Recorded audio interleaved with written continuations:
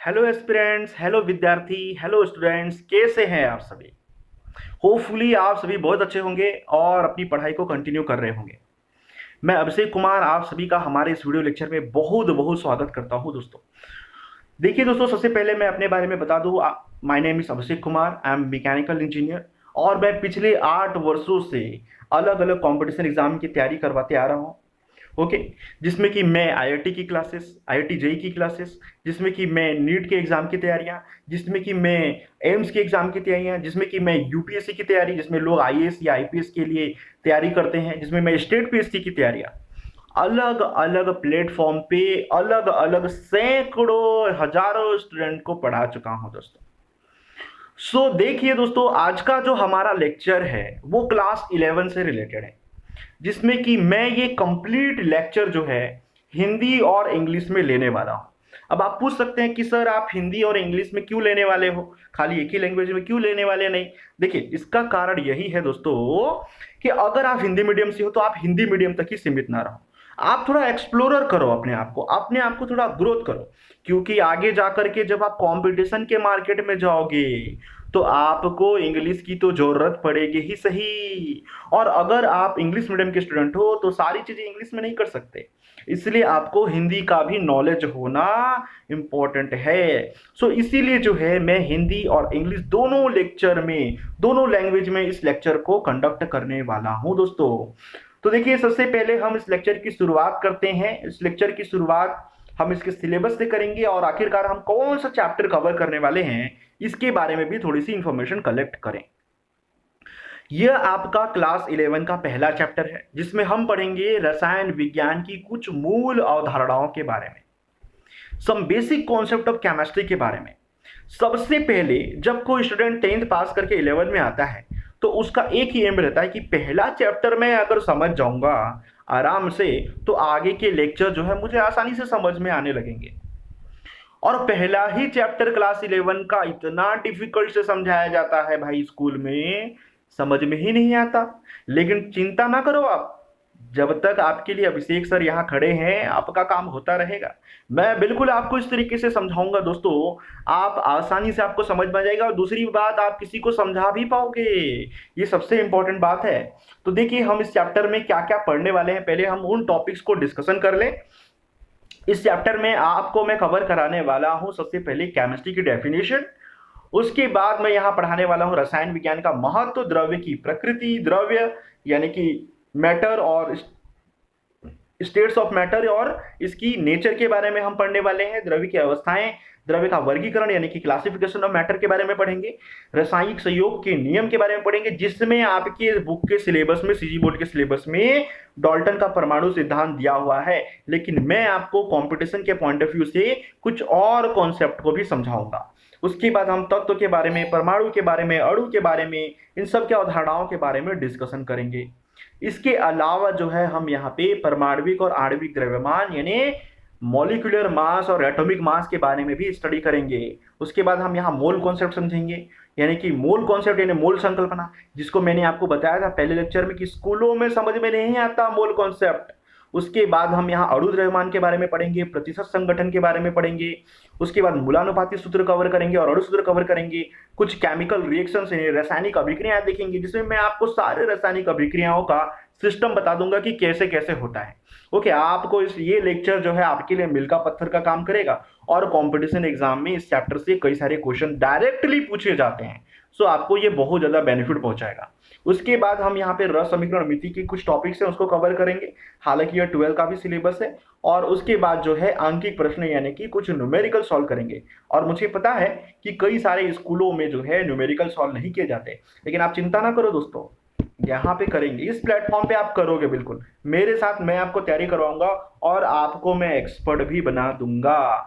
और बिल्कुल आप ये मान के चलो, जैसे एजुकेशन मेट्रो सिटी में होती है, दिल्ली में जैसे एजुकेशन हो रही है, ओके, हैदराबाद में जैसे बच्चे पढ़ रहे हैं, जैसे बेंगलुरु में बच्चे पढ़ रहे हैं, बिल्कुल मैं आपको वैसा ही एजुकेशन दूंगा यहाँ पे। बिल्कुल दोस्तों, काफी मजा आने वाला है, क्योंकि आपको किसी से कम नहीं होना, आपको इसी तरीके से एजुकेशन लेना है और बराबर कंपटीशन देना है सारे बच्चों को, दो दूसरे स्टेट्स के बच्चे हैं। Okay, so let's continue the lecture without talking any more. सबसे पहले मैं आपको यहाँ पे केमिस्ट्री का डेफिनेशन बताना चाहूंगा, जिसमें मैंने ये डेफिनेशन आप सभी के लिए सेलेक्ट किया है। यह डेफिनेशन बोलती है कि रसायन विज्ञान अणुओं और उनके रूपांतरण का विज्ञान है। रसायन विज्ञान किसका विज्ञान है? अणुओं और उनके रूपांतरण का। तो क्वेश्चन ये आता है कि सर ये अणु क्या होता है, किसको कहते हैं अणु भाई? तो देखिए, सबसे पहले जो है, जो सबसे छोटा कण होता है उसे आप क्या कहते हो? जो सबसे छोटा कण होता है उसे आप परमाणु कहते हो। और वैसे भी हमारे डाल्टन साहब ने, जॉन डाल्टन सर ने क्या कहा था? इन्होंने कहा था कि परमाणु वह छोटा सा छोटा कण है जिसे दो भागों में नहीं बांटा जा सकता। तो अणु क्या होता है सर? क्योंकि डेफिनेशन में तो अणु है। अरे भाई, दो परमाणुओं के मिलने से जिसका निर्माण होता है वही तो अणु है। ओके, दो परमाणुओं के मिलने से जिनका निर्माण होता है वही तो अणु कहलाते हैं। तो परमाणु क्या होता है सर? वह छोटा सा छोटा कण जिसे दो भागों में नहीं बांटा जा सकता। सर आप हमको इंग्लिश में भी बता दो। ये बिल्कुल बता देते हैं भाई। परमाणु को आप कहते हो एटम्स, अणु को आप कहते हो मॉलिक्यूल। सो एटम्स क्या होते हैं? Atoms are the smallest particle which can not distribute into parts. Atom जो है इतने छोटे पार्टिकल हैं जिसको दो भागों में नहीं बांटा जा सकता। ये मैं नहीं बोल रहा, ये जॉन डाल्टन सर ने कहा। जॉन डाल्टन सर ने कहा था, ये मैं नहीं बोल रहा ना, मैं उनकी बातों को आपको बता रहा हूं। ओके, उसके बाद क्या हुआ? जो एटम्स होते हैं ये तो आपको समझ में आ गया। उसके बाद सर ये अणु क्या होता है? अणु को आप इंग्लिश में मॉलिक्यूल कहते हो। सो आप इसका क्या डेफिनेशन बोलोगे? The combination of two atoms made a molecule. दो कॉम्बिनेशन करो आप दो एटम्स का तो एक मॉलिक्यूल बना देता है। ये हिंदी मीडियम वाले स्टूडेंट भी गौर करते चलो आप। मॉलिक्यूल्स किसको कहते हैं? अणु को कहते हैं। एटम किसको कहते हैं? परमाणु को कहते हैं। बिल्कुल, आप साइंस को पूरा अच्छे से पढ़ो, ये पूरी केमिस्ट्री आपको अच्छे से समझ में आएगी। यहाँ पे आपको इमेज दिख रहा होगा दोस्तों, यहाँ पे ये परमाणुओं के कुछ उदाहरण है जो कि सिंगल सिंगल है। यहाँ हाइड्रोजन देखो सिंगल है, ऑक्सीजन देखो सिंगल है, नाइट्रोजन देखो सिंगल है, कॉपर देखो सिंगल है, सोडियम देखो सिंगल है। उसके बाद ये कौन सी एग्जाम्पल है सर? बिल्कुल देख लो, क्या हाइड्रोजन सिंगल है? नहीं सर। किसके साथ है? ऑक्सीजन के साथ है। तो क्या हुआ? अणु हुआ? बिल्कुल नहीं सर। क्या हुआ? परमाणु हुआ। अरे भाई देखो, अगर यहाँ पे ऑक्सीजन हाइड्रोजन के साथ में जुड़ा हुआ है इस तरीके से एक बॉन्ड फॉर्म करके, तो इसका मतलब ये क्या बना रहा है? एक मॉलिक्यूल बना रहा है, क्योंकि यहाँ एक से ज्यादा परमाणु उपस्थित हैं। एक हाइड्रोजन का परमाणु, एक ऑक्सीजन का परमाणु। तो दो परमाणु मिलके क्या बनाते हैं? अणु बनाते हैं ना। कंफ्यूज मत हो जाओ यार, बिल्कुल कंफ्यूज नहीं होना है, आराम से समझना है आपको कि दो परमाणु मिल रहे तो एक अणु फॉर्म हो रहा। कौन सा? H2O। ये किसका केमिकल फॉर्मूला है? H2O का। H2O क्या होता है मालूम है ना आपको? बिल्कुल मालूम होगा, बिल्कुल मालूम होगा भाई। वाटर को कहते हैं, यानी कि वाटर यानी पानी। उसके बाद यहाँ पे क्या है? कार्बन है, वो ऑक्सीजन के दो परमाणुओं से रिएक्शन कर रहा है और क्या बना रहा है भाई? CO2 बना रहा है। CO2 बना रहा यानी कार्बन डाइऑक्साइड। मतलब ये क्या है? अणु है ना। बिल्कुल बिल्कुल अणु है, बिल्कुल अणु है भाई, बिल्कुल। अब उसके बाद देखिए, आई थिंक आपको ये समझ में आ गया होगा। अब उसके बाद देख लो, यहाँ पे क्या है? रसायन विज्ञान का महत्व। तो रसायन विज्ञान के महत्व में किन किन बातों को बताया गया है, आइए जानते हैं उसके बारे में। देखिए दोस्तों, रसायन विज्ञान का क्या महत्व है? रसायन विज्ञान के सिद्धांतों का व्यावहारिक उपयोग जो है किसके लिए किया जाता है? कुछ क्षेत्रों पे किया जाता है, जैसे मौसम विज्ञान के लिए, दवाइयों का निर्माण के लिए, अम्ल बनाने के लिए, क्षार के लिए, मस्तिष्क प्रणाली के लिए भी रसायनों का आवश्यक उपयोग होता है। कंप्यूटर के कुछ चीजों को बनाने के लिए, जैसे उसके मदरबोर्ड को बनाने के लिए, उसके रैम को बनाने के लिए। जैसे आपका टेलीविजन में रैम होता है, आपको पता होगा, अगर आपका टीवी धुंधला दिख रहा है मतलब रैम खराब है उसका।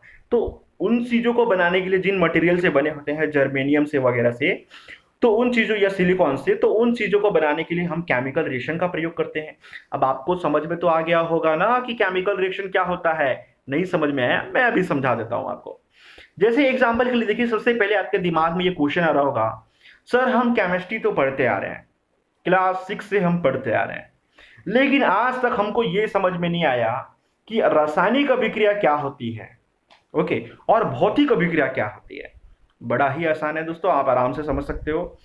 जैसे मान के चलो ये आपके सामने एक मास्क दिख रहा है, इस मास्क को अगर आप इस तरीके से मोड़ लो तो क्या हुआ, इसमें कुछ चेंजेस आया? बिल्कुल चेंजेस नहीं आया। क्यों भाई? वापस से वैसे ही बन गया ना। कोई चेंजेस आया क्या? नहीं आया, बिल्कुल देखो वैसी का वैसी ही है। यानी कि ये क्या हुआ? भौतिक परिवर्तन हुआ। क्या हुआ? भौतिक परिवर्तन हुआ। लेकिन वहीं पे अगर मैं एक काम करूं, मैं यहां पे आपको करके दिखाऊंगा बिल्कुल। ओके, तो हम एक काम करते हैं, इसका एक प्रैक्टिकल करते हैं यहाँ पे। ओके, जैसे यहाँ पे एक पेपर है और ये एक मैचिस है। ओके, फैन चल रही है, वैसे ये जलेगा कि नहीं देख लेता हूँ मैं। ये देखिए, ये जल रही है दोस्तों। ओके, तो ये क्या हुआ? आपका केमिकल चेंजेस। अभी अभी आपने देखा वो पेपर जलने के बाद क्या हुआ, आइए उसको देखते हैं।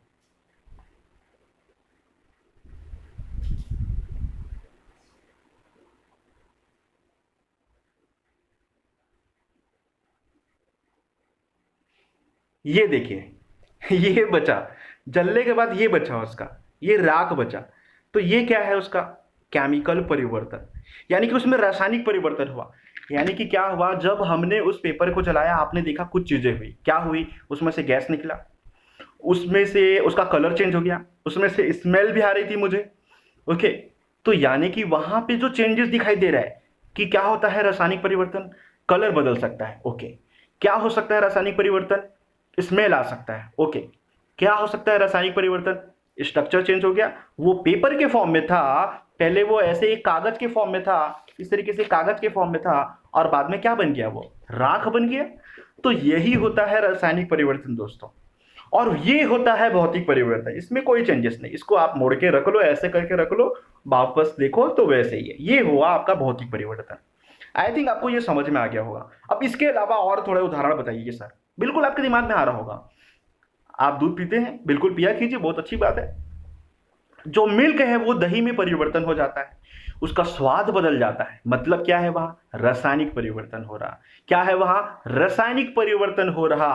बर्फ जो है वह द्रव बनता है, द्रव से वापस बर्फ बन जाता है। वहां क्या हो रहा? भौतिक परिवर्तन हो रहा। क्या हो रहा? भौतिक परिवर्तन हो रहा। जैसे आप देखते हो कि जैसे मैंने ये पेपर का जल्ला दिखाया आपको। ओके, ये क्या है? आपका रासायनिक परिवर्तन, क्योंकि उसकी एक तो अवस्था भी बदल रही, उसका कलर भी बदल रहा, उससे स्मेल भी आ रहा, और कई प्रकार की चीजें हो रही, उसके गुणात्मक चीजें भी बदल रही, यानी उसके गुण में परिवर्तन आ रहा। तो यहां पे क्या हो गया? ये रासायनिक परिवर्तन हो गया। तो आई थिंक आपको ये समझ में आ गया होगा कि कौन सी चीजें केमिकल चेंजेस होती हैं, यानी कि रासायनिक परिवर्तन, और कौन सी चीजें फिजिकल चेंजेस होती हैं। ओके, अब हम लेक्चर को आगे बढ़ाते हैं। आई थिंक आपको ये केमिस्ट्री का क्या महत्व है ये समझ में आ चुका होगा। अब इसके अलावा भी कुछ चीजों को देखते हैं। जैसे देखिए यहाँ पे हमारा अगला टॉपिक है द्रव्य की अवस्थाएं। तो द्रव्य की अवस्थाएं क्या होती हैं दोस्तों? द्रव्य की अवस्थाओं के बारे में यहाँ पे दिया गया है कि द्रव्य को मुख्यतः 3 भागों में बांटा गया है, ठोस, द्रव और गैस, यानी solid, liquid and gas, states of matter. आपको ये 3 पार्ट्स के बारे में ही इंफॉर्मेशन होगा कि जो द्रव्य होती है इसको 3 भागों में बांटा जाता है सर। हम शुरू से पढ़ते आ रहे हैं। एक ठोस होता है, एक द्रव होता है और एक गैस होता है। तो ठोस क्या होता है भाई? तो आप यहाँ स्ट्रक्चर देख के समझो। यहाँ पे इसलिए मैं इमेज लेके आया हूं ताकि आपको और अच्छे से समझ में आए। देखो, ठोस क्या होता है? ठोस में इस तरीके से स्ट्रक्चर होती है, एकदम देख लीजिए आप, सटीक ज्यामितीय आकृति बनी हुई है, यानी कि एकदम कॉम्पैक्ट फॉर्म में जियोमेट्रिकल स्ट्रक्चर, एक जियोमेट्रिकल स्ट्रक्चर इसका फॉर्म्ड है यहाँ पे।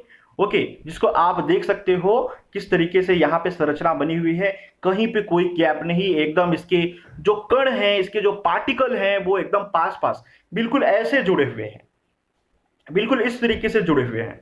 और जो द्रव है यहाँ पे देखिए, इनके पार्टिकल्स थोड़े से दूर दूर हैं, और ये लोग दूर दूर हैं, इसीलिए इनमें क्या हो रहा है? बहाव हो पा रहा है। अब आप क्वेश्चन पूछेंगे सर, मैं देख रहा था आज सुबह कि सुबह एक नदी बह रही थी, मैं समझ नहीं पाया कि ये नदी क्यों बह रही है। बड़ा ही सिंपल क्वेश्चन है आपका, बड़ा ही मजेदार है कि नदी इसलिए बहती है, जल इसलिए बहता है, क्यों बहता है? इसीलिए बहता है क्योंकि उनके जो कण होते हैं वो दूर दूर दूर दूर होते हैं। ठोस क्यों नहीं बहता? मैं इस माचिस को बोलूंगा ले भाई बहो, बहेगा क्या? आप देखो इस माचिस का जो ये बॉक्स है, इसको मैं बोलूंगा लो यहां पे मैं रख दिया हूं, चलो थोड़ा बह के दिखाओ। मैं तुमको घूर रहा हूं, तुम बहो, बहेगा क्या? नहीं बहेगा, बिल्कुल नहीं बहेगा। लेकिन उसी की जगह पे अगर आप किसी लिक्विड का इस्तेमाल करोगे तो लिक्विड क्या होगी दोस्तों, हम आपको उसको भी करके दिखा देते हैं। ये देखिए हमारे पास एक बॉटल है और यहाँ पे एक इसके कैप में यहाँ पे वाटर है। अब मैं इसको इस तरीके से कर रहा हूँ, देखो अब ये यहाँ पे बह रही है ना, अपने हिसाब से बह रही है। इसको मैं कैसे भी रखूंगा तो ये वाटर जो है फ्लो होगी। ओके, जब इसको रखेंगे, अब यहाँ पे बॉटल को देख लीजिए, इसको मैं अगर यहाँ पे आप देख सकते हो, इसका वाटर जो है हिलते हुए आपको दिखाई दे रहा होगा। तो ऐसा क्यों हो रहा है? ऐसा इसलिए हो रहा है क्योंकि उसके कण दूर दूर होते हैं और वो ठोस आकर्षण बल से जुड़े नहीं होते।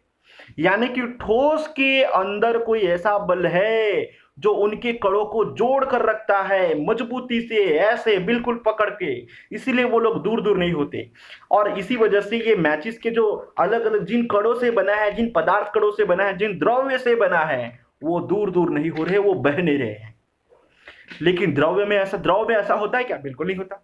लिक्विड तो बहता है भाई, और उसके बाद गैस में सर, गैस के कण तो और दूर दूर होते हैं, इसलिए वो सीधा बहने का काम नहीं करता, वो लेट नहीं करता, वो सीधा उड़ जाता है वो।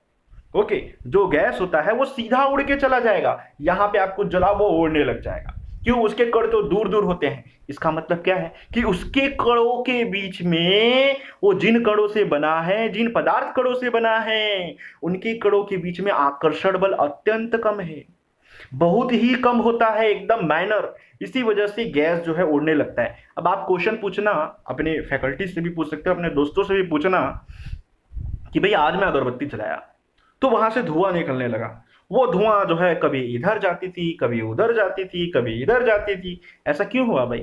क्या कारण हो सकता है? ओके, वो रुका क्यों नहीं, वो उड़ रहा था ऐसे ऐसे ऐसे ऐसे, क्या कारण होगा?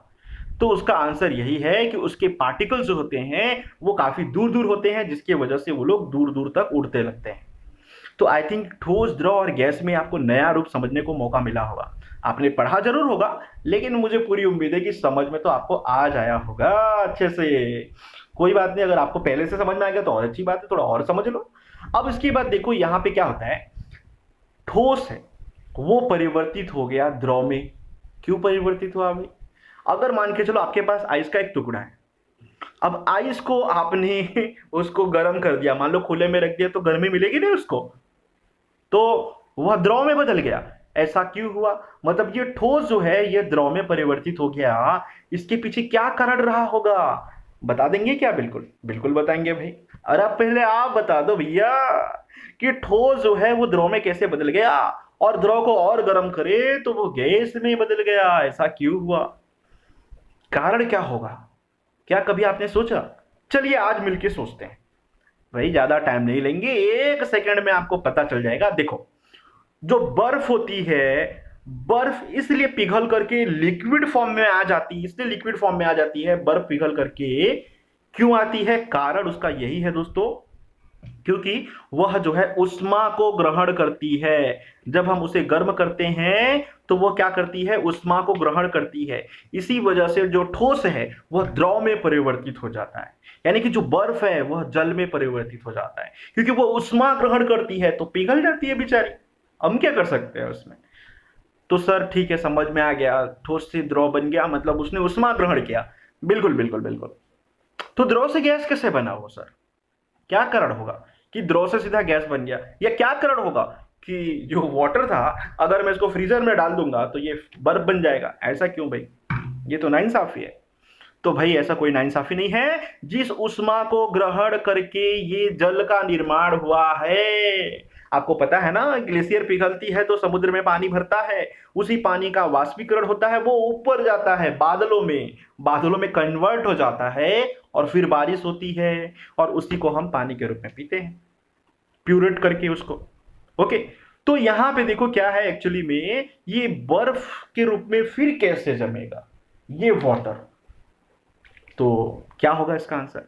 जिस उष्मा को ग्रहण करके वह द्रव में परिवर्तित हुआ था, उसी उष्मा का वह त्याग करेगा और वह वापस से ठोस में बदल जाएगा।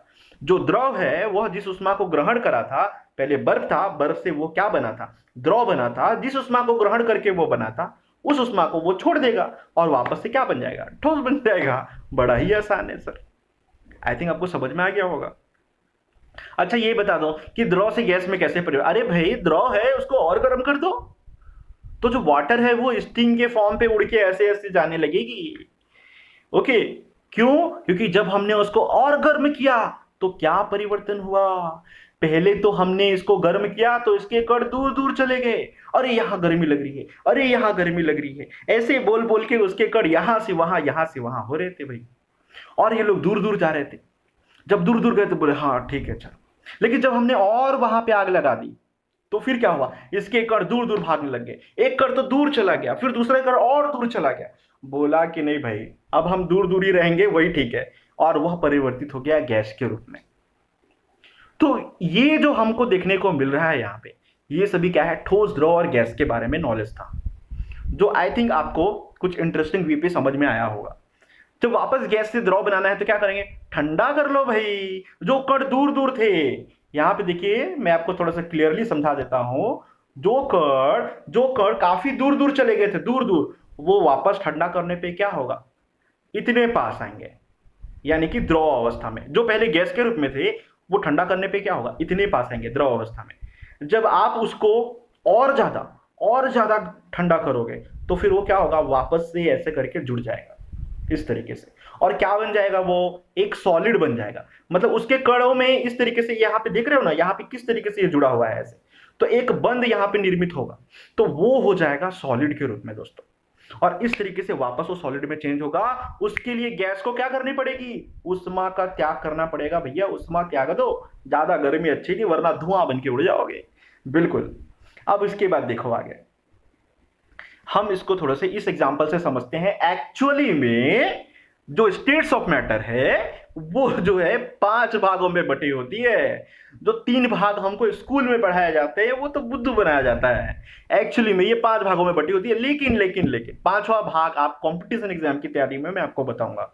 अभी आपको मैं 4 भागों के बारे में बताऊंगा। ओके, तो यहां पे देखो 4 भाग कौन कौन से हैं सर, थोड़ा बता दीजिए। बिल्कुल बता देते हैं भाई, पहले मैं अपने आप को किनारे कर दूं।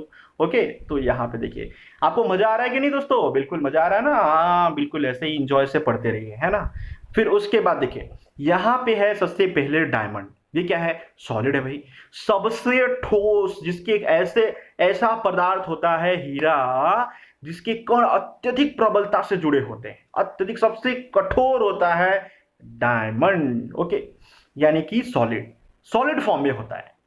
जब हम उसको पिघलाते हैं, जब हम उसको गर्म करते हैं, मेल्ट करते हैं, तो कणों में बदल जाएगा। वो तो सिंपल सी बात है, कोई भी सॉलिड है अगर उसको आप गर्म करोगे तो वो क्या होगा, द्रव के रूप में आ जाएगा। तो वो यहाँ पे बन गया, जैसे मान के चलो एक एग्जांपल है लिक्विड का, क्या, एक जूस। तो जूस के जो पार्टिकल्स हैं, जो द्रव के पार्टिकल्स हैं, वो दूर दूर होंगे, ऑब्वियस सी बात है।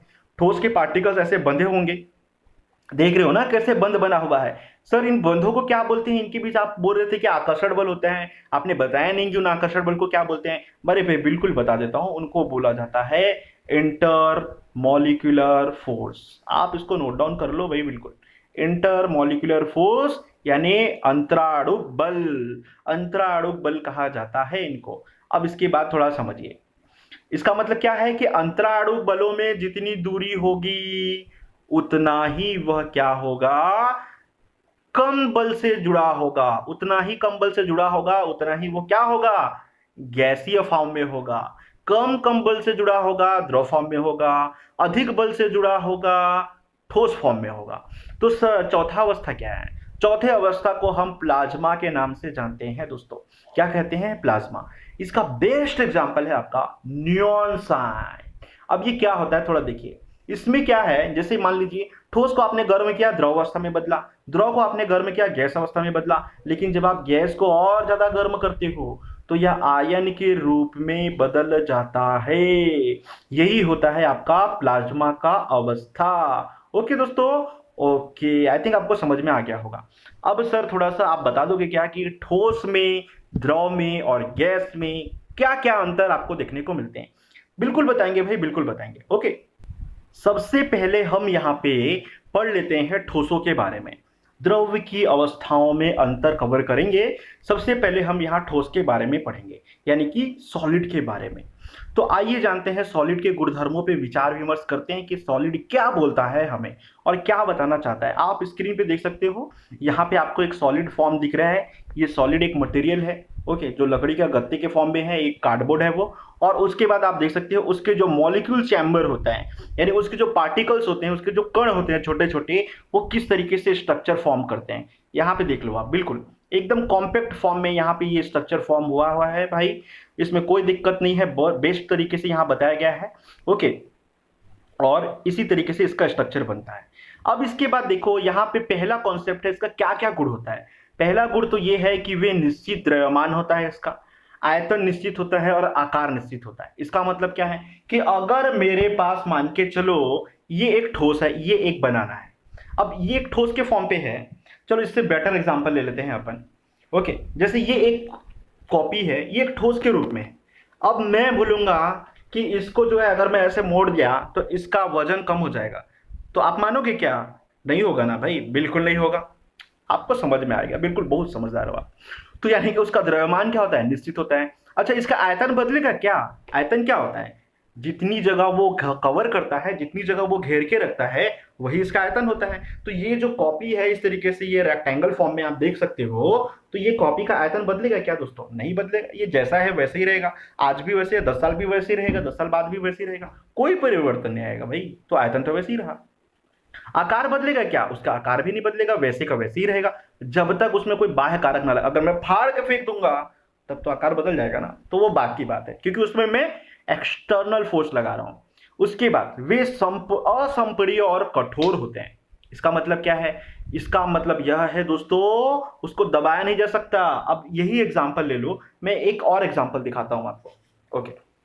जैसे ये पावर बैंक है अपने पास, इस पावर बैंक को मैं अगर ऐसे करके दबाऊंगा तो क्या ये पतला हो जाएगा? नहीं होगा भाई, क्योंकि ये ठोस है ना, कैसे पतला होगा? ये पॉसिबल नहीं है, ओके। तो आई थिंक आपको ये समझ में आ गया होगा। दूसरी बात, उसके अंतराणु जो कण होते हैं, उनके बीच की दूरियां बहुत कम होती हैं। आप ये देख लो, इनके बीच की दूरियां बहुत कम होती हैं, मतलब बिल्कुल इनके कण पास पास जुड़े होते हैं ऐसे, ओके। और इसके अलावा क्या है, चौथा पॉइंट क्या बोल रहा है आपका, कि अनेक कणों यानी कि परमाणुओं, अणुओं, आयनों की स्थितियां जो है निश्चित होती हैं अगर वह ठोस अवस्था में है।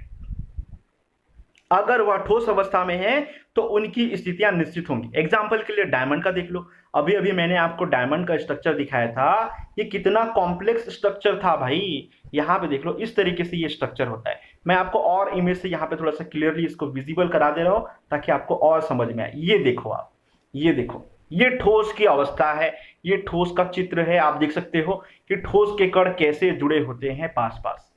आप मान के चलो कि यहाँ पे जो दो कलर दिख रहा है, जो बड़े वाले बॉल्स हैं, उनको आप मान के चलो ये सोडियम के आयन हैं, और ये छोटे वाले बॉल्स हैं, ये क्लोरीन के आयन हैं, और ये ठोस रूप में है, जिसको आप स्टाइक्योमेट्री में यानी कि रस समीकरण मिति का जो टॉपिक हमने जो सिलेबस में डिस्कशन किया था, उसमें आपको मैंने बताया था, वो है ये इसका एग्जाम्पल, कि आयनों के फॉर्म में भी ठोस हो सकता है, लेकिन इस तरीके से उसका स्ट्रक्चर होगा एकदम रिजिड, उसके कण एकदम तेज बंध से जुड़े हुए होंगे। दूसरा एग्जाम्पल आप यहाँ पे देख सकते हो, ये जो है आपको यहाँ पे एक एग्जाम्पल यहाँ पे दिख रहा होगा दोस्तों, एक ग्रेफाइट का एग्जाम्पल है ये। और ग्रेफाइट जो है वो भी एक ठोस के फॉर्म पे ही होता है, ओके। और ये जो है क्या है, इसका स्ट्रक्चर देख लो, किस तरीके से इसके कण जुड़े हुए हैं, ओके, किस तरीके से इसकी संरचना बंधी हुई है। तो आइए देखते हैं इसके बारे में कुछ और इंफॉर्मेशन। देखिए, पांचवा पॉइंट हमारा बोलता है ठोस के बारे में कि यह कण केवल अपनी माध्य स्थितियों के चारों ओर दोलन करता है। इसका मतलब क्या है? जैसे मान के चलो कि ठोस के कण हैं, क्या उनमें गति होती है या नहीं? द्रव में तो होती है भाई, क्योंकि वो तो बहता है। गैस में होती है भाई, क्योंकि वो तो उड़ता है। ठोस में होती है कि नहीं सर? बताओ भाई। बिल्कुल बिल्कुल होती है। पहले आप विचार करो कैसे होती है। बिल्कुल होती है, होती है। कैसे होती है सर? देखिए मैं बता देता हूं। अब यहाँ पे आप थोड़ा सा इस इमेज को हम थोड़ा सा बड़ा करके देखेंगे तो आपको और अच्छे से समझ में आएगा। अब ये देख लो, ये ठोस के सभी कण आपके स्क्रीन पे मौजूद हैं। आपको ये सभी कण दिखाई दे रहे होंगे। अब यहाँ पे देखो, ये अगर हिलना चाहेगा, इधर जाऊंगा बोलेगा, तो जा सकेगा क्या? नहीं जा सकेगा, क्योंकि ये वाला इसको धक्का देगा। ओके, पहली बात तो ये है। दूसरा बात ये है कि अगर ये कण इधर जाऊंगा बोलेगा लेफ्ट की तरफ, तो ये वाला जो है उसको धक्का देगा कि नहीं भाई इधर मत आ, इधर तो मैं हूं, आगे दीवार है, मैं किधर जाऊंगा। ओके, मतलब ये कण जो दिख रहा है, इसके जिस मैटर से ये बना हुआ है, वो जो है इसके पार्टिकल्स एक दूसरे को बांधे हुए हैं बहुत ज्यादा आकर्षण बल से, यानी अंतराणुक बल से। अब इसके पार्टिकल जो है वो मूव नहीं कर सकते, एक जगह से दूसरी जगह नहीं जा सकते। ओके, इसका मतलब क्या है? क्या उनमें गति नहीं होती? बिल्कुल गति होती है। कैसे गति होती है? उनमें होती है कंपन गति, वाइब्रेशन होता है दोस्तों उनमें। एग्जाम्पल क्या है सर वाइब्रेशन का? बहुत आसान एग्जाम्पल है। आप बिल्कुल आपने देखा होगा, जब कभी दूर से ट्रेन आती हुई दिखाई देती है या उसकी आवाज सुनाई देती है, तो रेलवे लाइन को अगर आप कानों से सुनो तो वहां पे आपको कंपन महसूस होगा। होगा या नहीं होगा? बिल्कुल होगा सर। इसका मतलब क्या होता है? ठोसों में वाइब्रेशनल मोशन होता है, यानी कंपन गति होती है। वो भी तो एक गति है भाई, वो हिलेगा बारी बारी से, वो भी तो एक गति है। तो आई थिंक आपको ये ठोसों के बारे में इंफॉर्मेशन मिल चुकी होगी। पहले हम ठोस, द्रव और गैस को अलग अलग कवर करते हैं और उसके बाद हम तीनों को एक साथ कंपैरिजन करके पढ़ेंगे, तो काफी ज्यादा मजा आने वाला है दोस्तों इसमें। तो फिर उसके बाद देखिए, हम ठोसों के बारे में हमने ये स्टडी कर ली, अब हम द्रवों के बारे में स्टडी करेंगे। तो देखिए, ये आपके स्क्रीन पे ये द्रव के बारे में दिख रहा है आपको पूरी की पूरी इंफॉर्मेशन। तो देखिए, सबसे पहले ये देखिए द्रव का एग्जाम्पल है, यहाँ पे एक फाउंटेन है, ये पेट्रोल भी एक द्रव के फॉर्म में है। और इसके पार्टिकल कैसे होते हैं, यहाँ पे द्रवों के बारे में बताया गया है। इसके कण देखिए थोड़े से दूर दूर दूर दूर होते हैं।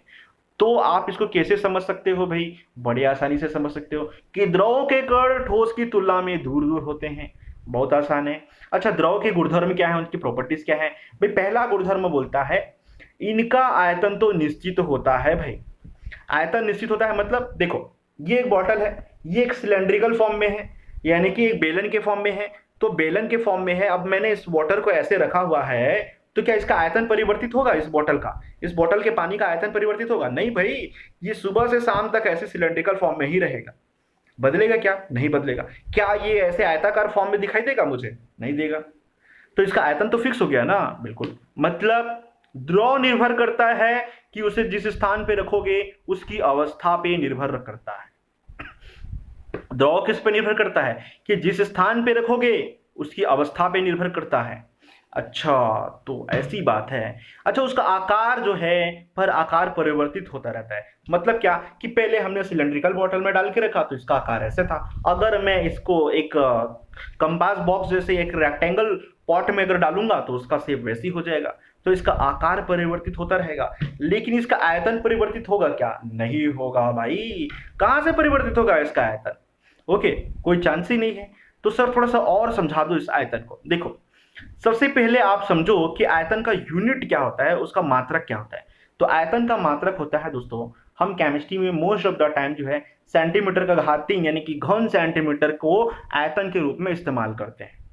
ओके, तो यह आयतन जो है, अगर मान लीजिए कि वाटर का जो आयतन है, यहाँ पे जो हमने बोतल देखा उसका आयतन मान लो था यहाँ पे 10 सेंटीमीटर क्यूब, तो उसको किसी भी बर्तन में रख लो, किसी भी आकृति वाले बर्तन में रख लो, उसका आयतन परिवर्तित नहीं होगा, वो 10 सेंटीमीटर क्यूब ही रहेगा जब तक कि आप उसे गर्म नहीं करते। ओके, तो आई थिंक आपको ये समझ में आ गया होगा। अब इसके बाद देखिए, दूसरा जो है यहाँ पे पॉइंट है, द्रवों को जिन आकार में डालते हैं वो उसी आकार में ढल लेते हैं। बहुत आसान है भाई, मैंने अभी अभी बताया कि जैसे आप पॉट में रखोगे, अगर रेक्टेंगल में रखोगे तो रेक्टेंगल रहेगा, सिलेंड्रिकल में रखोगे यानी कि बेलन वाले बर्तन में रखोगे तो बेलन जैसे रहेगा वो। ओके, अब उसके बाद देखिए, इनके कण ठोसों की अपेक्षा थोड़ी दूर पर स्थित होते हैं, वो तो आप देख ही चुके हो। ओके, और उसके बाद जो है चौथा यहाँ पे पॉइंट बोल रहा है कि अंतराण्विक दूरियां ठोसों की अपेक्षा ज्यादा होती हैं। मैंने तो ये शुरू में ही समझाया आपको कि इनके कणों के बीच में जो अंतराण्विक दूरियां हैं वो ठोसों की अपेक्षा ज्यादा होती हैं। आप देख सकते हो ठोसों के कण कितने पास पास थे, और इनके कणों को देख लो आप थोड़ा, कितने दूर दूर है भाई। ये ऐसे देखो, ये इस तरीके से यहाँ पे फॉर्मेशन हो रहा है, यहाँ पे किस तरीके से ये फॉर्मेशन हो रहा है। ओके, आप यहाँ पे देख सकते हो। तो इनके कण तो दूर दूर है ना, बिल्कुल दूर दूर है सर। तो यानी कि ये क्या हो गया? द्रव हो गए। अच्छा ठीक है, आई थिंक आपको समझ में आ गया होगा।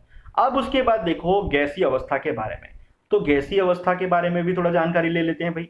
तो देखो गैस के एग्जांपल के लिए यहाँ पे जैसे फैक्ट्री से जो धुआं निकलता है वो गैसी फॉर्म में होता है। एक गुब्बारे पे जो आप हवा भरते हो वो भी एक गैसी फॉर्म ही होता है, और वह जो है अपना जगह कवर करता है कि नहीं करता? बिल्कुल कवर करता है भाई। उसकी अवस्था होती कि नहीं होती? बिल्कुल होती है भाई। तो यहाँ पे क्या हुआ, गैस अवस्था के कुछ गुणधर्मों के बारे में हम यहाँ पे जानेंगे। तो पहला पॉइंट यहाँ पे है दोस्तों आपकी स्क्रीन पे कि इनका ना तो आयतन निश्चित होता है और ना ही आकार निश्चित होता है। गैसों का आयतन आप नहीं मान सकते, नहीं मेजर कर सकते भाई। क्यों नहीं मेजर कर सकते सर? इसलिए मेजर नहीं कर सकते, उसको मेजर कैसे करोगे?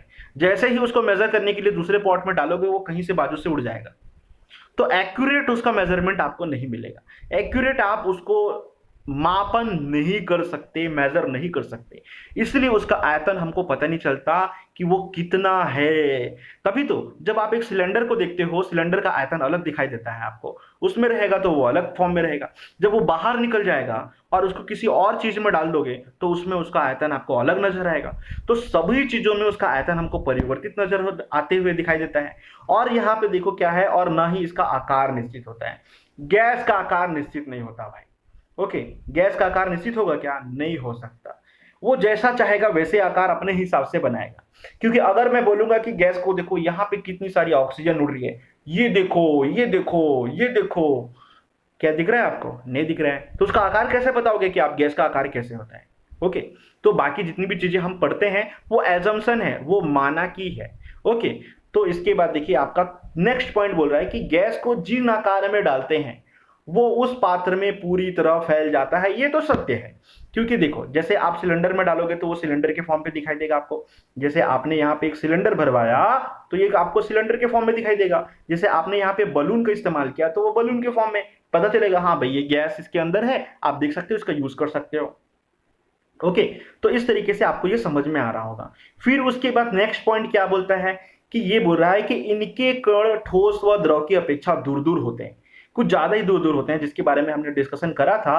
अभी यहाँ पे देखिए मैं आपको थोड़ा सा इसका इमेज दिखा के समझा रहा हूँ। ये देखो कितने दूर दूर है भाई, काफी दूर दूर है, लॉन्ग डिस्टेंस पे है। यहाँ पे देख रहे हो ये काफी दूर दूर है यहाँ पे, जिसकी वजह से जो है ये गैसीय रूप में रहते हैं और ये उड़ पाते हैं। ओके, तो द्रव की तुलना में भी ज्यादा दूर दूर पे है इनके कण, ठोस की तुलना पे तो बहुत ज्यादा दूर दूर पे है।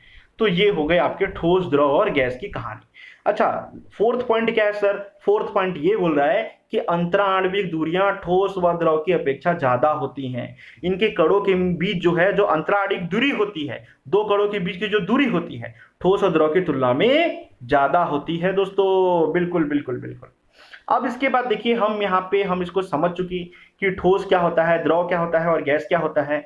तीनों की अवस्थाओं को आप एक साथ देख सकते हो। आपको यहाँ पे स्ट्रक्चर में मैं यहाँ पे इसलिए दिखाना चाह रहा था ताकि आपको ये समझ में आए कि यहाँ पे देखो ठोस के कण कैसे पास पास हैं, द्रव के कण थोड़े दूर दूर हैं और गैस के कण देखो कितने दूर दूर हैं। ओके, तो आई थिंक आपको ये समझ में आ गया होगा। लेकिन ठोस के कण ऐसे कब होंगे सर? कौन से तापमान पे होंगे? जब 0 डिग्री सेल्सियस होगा ना टेम्परेचर, या रूम टेम्परेचर होगा, तब ऐसी अवस्था में आपको ये इस तरीके से दिखाई देंगे। लेकिन जैसे जैसे आप टेम्परेचर बढ़ाते जाओगे ठोस के कणों में परिवर्तन होगा और उसके कण दूर दूर जाने लगेंगे, यानी कि वो द्रव रूप में परिवर्तित होने लगेगा। क्या सभी कण द्रव रूप में परिवर्तित होते हैं? बिल्कुल नहीं। अरे भाई, इसको अगर मैं इस पावर बैंक को जलाऊंगा, इस कपड़े को जलाऊंगा तो द्रव थोड़ी ना बनेगा, वो क्या बनेगा? गैस बन के उड़ जाएगा। बिल्कुल, तो उसको क्या कहते हैं सर जो गैस बन के उड़ गया? बताइए आप। ये आपके लिए एक होमवर्क है कि आप पता करेंगे कि अगर कोई ठोस जो है सीधे गैस में परिवर्तित हुआ तो उस अभिक्रिया को हम क्या कहेंगे। उसको मैं आपको नेक्स्ट क्लास में जरूर समझाऊंगा। ओके, फिर उसके बाद देखिए हमारा नेक्स्ट है क्या? गैसीय रूप में रहेंगे। गैसीय रूप में रहेंगे मतलब क्या है कि भाई इसके कण थोड़ा सा और गर्म किया हमने, इसको 100 डिग्री के आसपास, ऑलमोस्ट हमने 100 डिग्री के गर्म किया या उससे थोड़ा ज्यादा टेम्परेचर दिया इसको, तो ये क्या हो गया? गैस के रूप में उड़ने लग गया। ओके, तो आई थिंक आपको ये समझ में आ चुका होगा कि यहाँ पे क्या क्या बातें हैं ठोस, द्रव और गैस में, और आपको ये तीनों फॉर्म का स्ट्रक्चर जो है समझ में आया होगा। थोड़ी सी और इसके बारे में इंफॉर्मेशन लेते हैं दोस्तों, ठोस, द्रव और गैस के बारे में। देखो क्या है, जैसे देखिए आपके पास क्या है, मैं थोड़ा सा इमेज छोटा करता हूं ताकि आपको स्क्रीन में एक साथ सारा चीज नजर आ जाए। यहां पे देखो, जब ठोस को आप क्या करते हो, गर्म करते हो, तो पिघल कर क्या बन जाता है? द्रव बन जाता है। द्रव को जब आप और गर्म करते हो तो वह क्या होता है? गैस के रूप में उड़ने लगता है। गैस को जब आप और गर्म करते हो तो आयन के रूप में वह बदल जाता है। जो कि क्या बनता है, प्लाज्मा। ओके, जब प्लाज्मा को थोड़ा सा ठंडा करेंगे तो नी आयनीकरण होता है और वह गैस के रूप में आ जाता है। गैस को थोड़ा सा और ठंडा करेंगे तो वह जो है संघनन होता है, यानी जो बादल की प्रक्रिया बनती है वह जो है संघन संघनन की प्रक्रिया कही जाती है। क्योंकि जैसे देखो आपके पास ये समुद्र है, समुद्र का पानी है, सी लेवल का है, जब इसको गर्मी मिलती है ये स्टीम के फॉर्म पे ऊपर उड़ने लगता है और उसके बाद ठंडा होकर के संघनित हो जाता है। यानी अभी उड़ रहा है तो कौन से फॉर्म में है, गैस के फॉर्म में है, और गैस के फॉर्म से परिवर्तित होकर क्या हुआ, ठंडा हुआ ना, और क्या बन गया, क्लाउड बन गया, वो बादल के फॉर्म पे आ गया। तो इसी तरीके से आप इसको समझ सकते हो, जब वो ठंडा होता है तो संघनन की प्रक्रिया होती है। अच्छा, तो और ठंडा होता है तो क्या होता है, वो बिल्कुल जम के बर्फ बन जाता है और बर्फ की बारिश होने लगती है। ओके, और उसके बाद देखो, अगर मान लो यहाँ पे आपको सीधे ठोस से गैस में परिवर्तन करना है, जो मैं अभी आपको होमवर्क की बात कर रहा था, तो इस प्रक्रिया को आप क्या कहते हो, ऊर्ध्वापातन कहते हो। मतलब आपने क्या किया, कपड़े को जला दिया, कपड़े को जलाया तो धुआं बन के उड़ गया भाई, पेपर को जलाया हमने एग्जाम्पल पे तो धुआं बन के उड़ गया, पूरा राख हो गया वो। तो इसका मतलब क्या हुआ, वो ऊर्ध्वपातन अभिक्रिया हुई। लेकिन अगर वो गैस के फॉर्म में है और अगर आप उसे अत्यधिक ठंडा कर दो -डिग्री सेल्सियस पे, तो वह डायरेक्टली जो है ठोस के रूप में आपको दिखाई देने लगेगा और ठोस के रूप में जम जाएगा। ओके, जिसको आप निक्षेपण कहते हो दोस्तों। ओके, तो आई थिंक आपको यह जो है निकाय की तापीय धारिता वाली जो प्रक्रिया है ये समझ में आ चुकी होगी और होपफुली आपको ये लेक्चर भी समझ में आ रहा होगा। सो देखिए दोस्तों, आज का लेक्चर हम यहीं तक रखते हैं। होपफुली आपको ये लेक्चर पसंद आया होगा और आपको समझ में भी आया होगा कि किस तरीके से ठोस, द्रव और गैसों में प्रक्रिया होती है।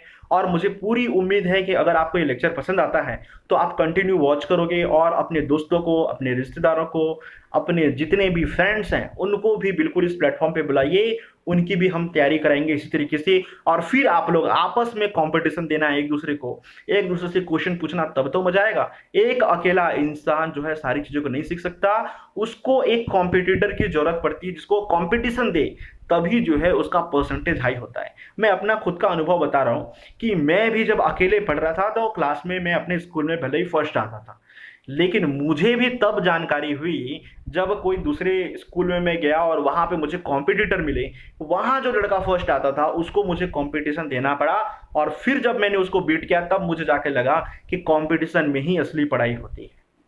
ओके, माना कि कई फैकल्टीज बोलते हैं कि खुद से कंपटीशन करो, भैया खुद से कंपटीशन नहीं हो पाता, आप जितनी भी कोशिश कर लो। अगर मैं फैक्ट की बात करूँ तो कोशिश करो कि आप किसी कॉम्पिटिटर को छांटो जिसको आपको चैलेंज करना है, बिल्कुल चैलेंज दो उसको। ओके, और आपको जो है उससे ज्यादा मार्क्स लेके आने हैं एग्जाम में और उसको भी इस प्लेटफॉर्म पे लेके आओ। फिर देखते हैं दोनों में सबसे ज्यादा कौन पास होता है, कौन किसका ज्यादा मार्क्स आता है और कौन ज्यादा चीजों को सीख पाता है। जरूरी नहीं दोस्तों जिसका परसेंटेज 95 आया है उसका भी आईआईटी का एग्जाम क्लियर हो जाए, ये जरूरी नहीं होता। ओके, अगर किसी स्टूडेंट का 70% भी आ रहा है, अगर किसी स्टूडेंट का 80% आ रहा है, 85% आ रहा है या 90 बिलो परसेंटेज आ रहा है, तो भी अगर वो कठिन मेहनत करता है और कंटिन्यूअसली जिन टॉपिक को मैं पढ़ाया हूँ उसको बार बार रिवाइज करके देखता है और अपने नोट्स बनाते चलता है, तो उसको किसी भी परिस्थिति में नुकसान नहीं होगा और उसको भरपूर नॉलेज हो जाएगा। So that's it for today. Good luck to all of you. Hopefully आपको ये लेक्चर पसंद आया होगा। इसी के साथ चलते हैं आज के लिए फिलहाल, कल के लेक्चर में फिर से मुलाकात होगी। Thank you.